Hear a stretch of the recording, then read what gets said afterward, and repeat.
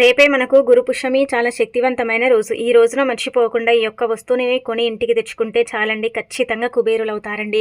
కటిక దరిద్రుడు కూడా ఏంటంటే గనక కుబేరుడు అవ్వటానికి అవకాశం ఉంటుంది. ఈ వస్తువుకు అంతటి శక్తి ఉంటుంది. అయితే మనకు గురువారం అంటే సప్తమి కావచ్చు, పుష్యమి నక్షత్రం ఉంది, అలానే కాకుండా గంగా సప్తమి కూడా ఉందన్నమాట ఈరోజు.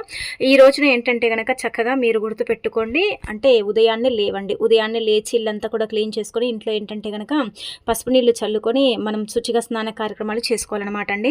స్నానం చేసేటప్పుడు నీటిలో చిటికెడంత పసుపుని వేసుకుని స్నానం చేసి ఉతికిన వస్త్రాలు ధరించి లక్ష్మీదేవి చిత్రపటాన్ని క్లీన్ చేసుకుని పసుపు కుంకుమలతో అలంకరించుకుని మీ దగ్గర ఉండే పుష్పాలు కూడా సమర్పించి ఆ తర్వాత ఏంటంటే గనక చక్కగా దీపారాధన చేసుకోండి.